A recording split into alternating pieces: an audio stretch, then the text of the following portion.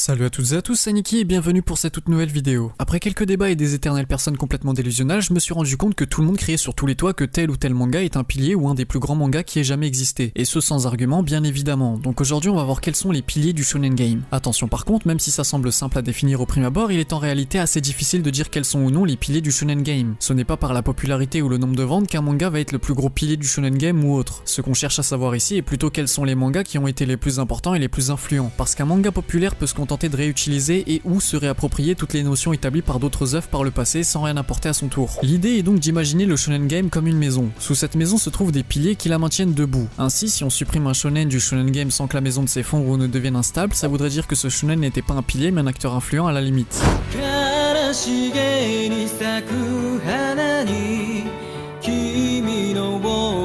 Le cas Osamu Tezuka est assez particulier. Il est surnommé le dieu du manga et ce n'est pas pour rien puisque c'est sans aucun doute le mangaka le plus important de ces dernières décennies. Ce grand monsieur n'a pas seulement influencé le shonen game mais a révolutionné tout ce qui se rapproche de près ou de loin au monde des mangas, que ce soit shonen, seinen, shoujo, etc. Quand vous lisez un manga tel qu'il est aujourd'hui, c'est grâce à Osamu Tezuka. Du coup, il est un peu l'exception de cette liste. Aucune de ses œuvres ont profondément marqué le shonen game ou le manga game. Les œuvres de Osamu Tezuka fut un temps étaient effectivement populaires, on peut citer parmi eux Astro Boy, Blackjack, Le Roi Léo ou encore Princesse Saphir. Mais c'est pas ces œuvres qui ont révolutionné le manga game, c'est plutôt ce qu'il a apporté avec la globalité de son travail et ses innovations qui ont révolutionné le manga game. Avant la Seconde Guerre mondiale, le manga n'était qu'un simple genre de bande dessinée qui manquait de dynamisme et d'action. C'était la plupart du temps des BD caricaturales sur une personne célèbre. À son arrivée, Osamu Tezuka s'est donc inspiré des grosses productions du cinéma américain de l'époque pour dynamiser les mangas en modifiant simplement la forme et la position des cases qui composent une planche. Osamu Tezuka a donc révolutionné et inspiré les différents genres de manga. Il était le premier à créer un shoujo, il a révolutionné le monde de l'animation grâce à un procédé du nom de animation limitée, procédé qui est d'ailleurs toujours utilisé aujourd'hui puisque c'est grâce à ça que vous pouvez avoir un épisode d'animé par semaine,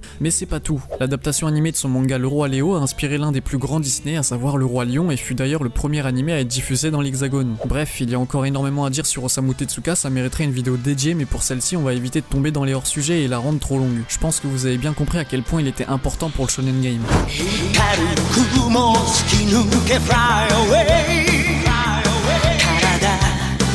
Bon, comment passer à côté de l'homme qui a retourné le manga game avec un seul manga? Effectivement, contrairement à Osamu Tezuka, Akira Toriyama n'a pas révolutionné le manga game, mais il l'a fortement influencé, et ce avec un seul manga, Dragon Ball. La licence qui se vend le mieux est le manga le plus populaire de tous les temps, sorti en 1984 au Japon. Les mangaka qui s'inspirent de Dragon Ball et Akira Toriyama ne font pas forcément des shonen, mais également des seinen ou autres. Je ne vais pas vous réexpliquer tout ce que j'avais dit dans la première partie de Dragon Ball World, que je vous invite à regarder si ce n'est pas déjà fait d'ailleurs, mais Dragon Ball a énormément apporté au manga game et notamment au shonen game en influençant ses trois plus grands enfants, Naruto, Bleach et One Piece pour ne citer que. Une fois l'œuvre terminée en 1995, Dragon Ball a laissé un vide dans le shonen jump et même dans le manga game. C'était donc principalement ces trois grands enfants qui ont pris la relève ainsi qu'une vague de shonen aujourd'hui plus ou moins connue. D'ailleurs, il est intéressant de noter que Akira Toriyama était sans aucun doute le mangaka de son époque qui utilisait le mieux les nouveaux codes apportés par Osamu Tezuka. Effectivement, les dessins de Toriyama, même hors Dragon Ball, étaient d'une grande précision, ils étaient toujours très dynamiques et remplis de détails. Une simple abeille pouvait donner un excellent dessin très détaillé aux allures simplistes. Pour la petite anecdote, c'est Dragon Ball qui a le plus profité de une de couverture sur toute l'existence du shonen jump, avec 42 unes de couverture, mais ce chiffre a dû évoluer avec Dragon Ball Super. Inutile de vous dire que sans Dragon Ball, le monde du shonen aurait été terriblement creux. Ce manga a popularisé et a amené beaucoup de notions comme tout ce qui est ki, puissance, transformation, tournoi, le héros un peu débile au grand cœur qui a tout le temps faim, bref, Dragon Ball c'est un gros morceau. Le shonen game n'aurait jamais pu se passer de ce manga, c'est une certitude.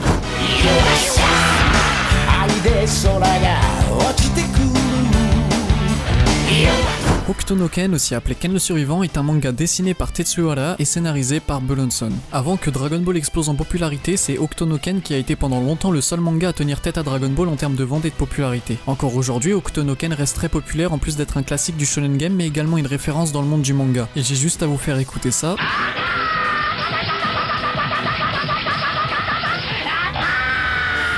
Pour vous confirmer ce que je dis, l'histoire se déroule en 1990 dans un monde post-apocalyptique très violent après qu'une guerre nucléaire ait ravagé la Terre. Les survivants sont globalement soit des bandits qui passent leur temps à piller et tuer, soit des villageois qui essayent de survivre comme ils peuvent. Et au milieu de tout ça, on retrouve Kenshiro, 64e héritier du Hokuto Shinken, une technique de kung-fu ancestrale et meurtrière transmise de génération en génération. Bon, sans surprise, le manga est assez violent, mais c'est un concentré de références pop culture des années 80. Mad Max, Stallone, Bruce Lee, Terminator, Star Wars et j'en passe. Hokuto no Ken et Dragon Ball partagent quelques références communes tant sur des acteurs que sur des films et univers en particulier. Et c'est ainsi en s'inspirant de la pop culture des années 80 que Hokuto no Ken a pu nourrir la pop culture des années 90 et 2000. Inutile de vous dire que tout comme Dragon Ball, son influence sur le shonen game a été titanesque. Il a lui aussi inspiré un très grand nombre de mangas que je ne pourrais pas tous citer.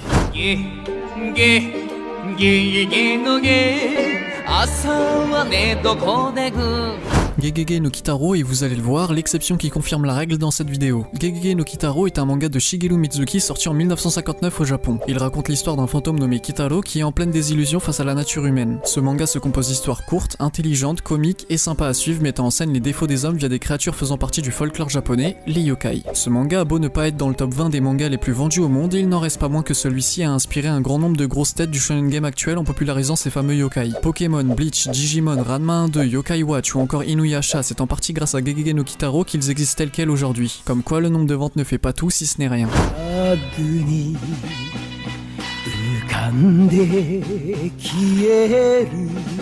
Ashita no Joe est un shonen assez spécial. Celui-ci est dessiné par Tetsuya Chiba et scénarisé par Asao Takamori. Ce qui fait que ce shonen est assez spécial, c'est qu'il est très sombre pour un shonen et ne s'inscrit pas dans les codes établis par les shonen de son époque, ni même dans les codes des shonen d'aujourd'hui d'ailleurs. Celui-ci s'adresse donc à un public plutôt adulte, mais il n'en reste pas moins que Ashita no Joe est, je pense, un des piliers du shonen game de par son côté non conventionnel et le fait qu'il a inspiré beaucoup de shonen et manga, dont le très bon Hajime no Ippo, le très spécial mais excellent JoJo's Bizarre Adventure, le sublime Berserk, le très bon Senseiya ou encore le délicieux Food Wars. Il a également introduit le genre des seinen. Effectivement, à une époque, il n'y avait pas de seinen mais des gegika, et Ashita no Joe était un peu le symbole, le porte-étendard de ce genre. C'est pour ça qu'il a principalement inspiré des seinen d'ailleurs. Ainsi, Ashita no Joe est une satire politique d'époque dénonçant la place des Américains et leur influence sur le Japon. Ce manga a tellement eu d'influence sur le Japon et son histoire qu'il est devenu le symbole de certains partis d'extrême gauche à l'époque. Mais ce n'est pas tout. En 1970, après la mort d'un certain personnage, 700 personnes organiseront des funérailles en portant des brassards noirs en son honneur, et quelques jours plus tard, des membres de l'armée rouge japonaise détourneront un avion vers la Corée du Nord avec 129 passagers qu'ils libéreront en cours de route avant de s'identifier comme Ashita no Joe. Ce manga n'a donc pas eu qu'un effet sur le shonen game mais également sur la réalité. Bref, un pilier assez particulier que je vous conseille fortement en sachant qu'il n'y a que 13 tomes à lire.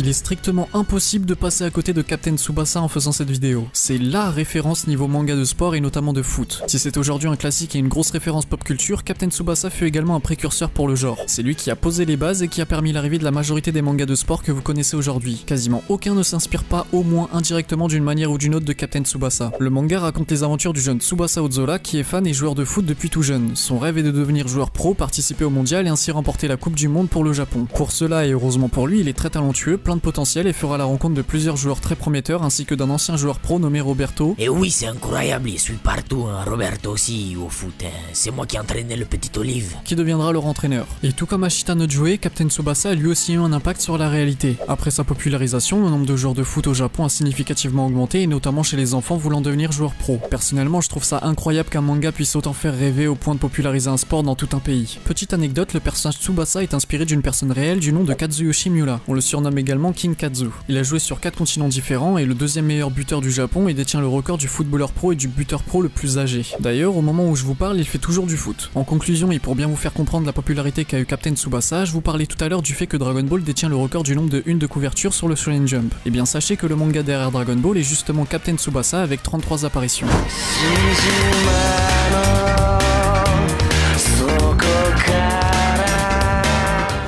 Là, c'est un cas très particulier en sachant que JoJo's en lui-même est un manga très particulier. Comment dire, à sa sortie en 1986, il n'a pas forcément apporté une bouchée d'air frais puisqu'il y avait déjà d'excellents shonen originaux en tête de liste. Il a plutôt surpris mais dans le bon sens du terme. L'auteur n'hésite pas à faire mourir ses personnages dont les personnages principaux. Certains combats partent totalement dans le what the fuck et le brain game. Et le caractère design de certains personnages ont une patte très originale, voire plutôt what the fuck également. Quoi qu'il en soit, et malgré ses originalités dans les codes instaurés à l'époque, ces deux premières parties se font plutôt discrètes face à la troisième qui va révolutionner une bonne partie du shonen game. À cette époque, les shonen suivaient plus ou moins tous les mêmes règles en combat. Le personnage le plus puissant, le plus fort, le plus rapide ou ce que vous voulez gagnait toujours le combat à moins d'une exception. La troisième partie de JoJo's va apporter les stands qui vont révolutionner le système de combat classique. Ici ce n'est pas le plus puissant qui gagnera mais le plus malin malgré la puissance de certains stands. Quoi qu'il en soit, ce nouveau concept de combat inspirera un grand nombre de mangas comme Bleach, Yu Yu Hakusho, Naruto, Shaman King ou encore un peu plus loin Yu-Gi-Oh!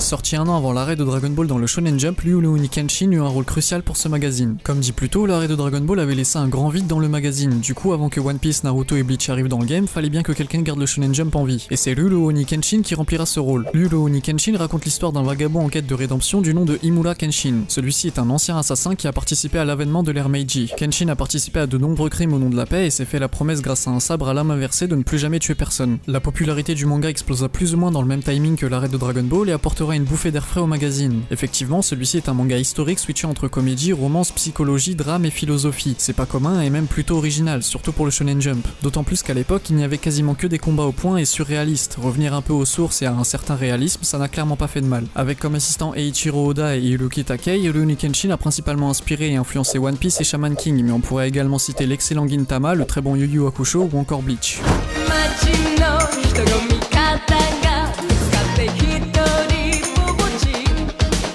Sorti en 1990, Yu Yu Hakusho est un manga de Yoshihiro Togashi. Il raconte l'histoire de Yusuke Urameshi, un jeune homme de 14 ans plutôt bagarreur qui se conduit majoritairement mal et passe son temps à sécher les cours. Et pourtant, il finira par faire une bonne action avant sa mort en sauvant un petit garçon d'un accident de voiture. Chose qui n'était évidemment pas prévue en vue de son profil et du coup on lui proposera de revenir à la vie en devenant une sorte de détective du monde des morts. Bien trop souvent, Hunter x Hunter est considéré comme un pilier du Shonen Jump. Et même si je suis d'accord pour dire que c'est un très bon manga, je pense que Yu Yu Hakusho a largement plus apporté au magazine que lui, en sachant que Hunter x Hunter reprend énormément à Yu Yu Hakusho et qu'il n'existerait pas tel quel sans lui. Ce qui est quand même plutôt normal étant donné que c'est le même auteur sur les deux mangas, mais bref, je pense que Yu Yu Hakusho mérite plus sa place dans cette vidéo. Et du coup, au-delà de Hunter x Hunter, il a également inspiré Bleach, Flame of Recca et Shaman King.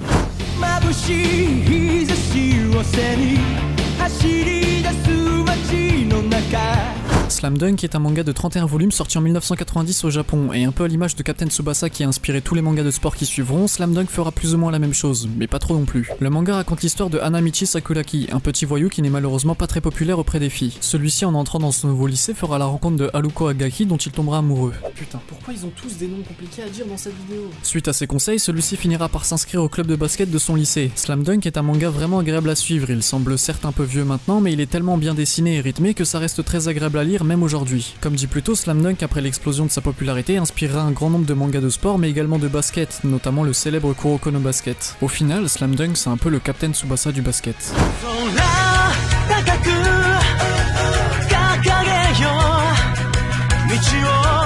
Concernant Senseiya, c'est assez spécial. Sorti en 1986 au Japon, le manga brillera d'abord par l'originalité de son univers et de son histoire. Effectivement, l'histoire et l'univers de Senseiya se situent dans la mythologie grecque plus ou moins remixée à la sauce de l'auteur. À l'époque et même toujours aujourd'hui, aucun manga ne se rapproche plus ou moins de cet univers, du moins pas à ma connaissance. Quoi qu'il en soit, il y a quelque chose de très intéressant qui gravite autour de cette œuvre. Sa popularité explosera grâce à son adaptation animée de la Toei Animation, animé qui sortira la même année que le manga et se terminera avant lui d'ailleurs. Beaucoup l'ignorent, mais Senseiya perdra de plus en plus en popularité au fil des années. Le manga perdra tellement en popularité que son dernier chapitre ne fut jamais publié dans le Shonen Jump mais directement dans le dernier volume une fois sorti en magasin. Photofans qui se lasseront de l'histoire à partir de l'arc Asgard qui souffre malheureusement d'une image plus ou moins mauvaise. Du coup Senseiya nous prouve plus ou moins dans cette vidéo que malgré qu'il a perdu énormément en popularité, il reste un pilier du Shonen Jump.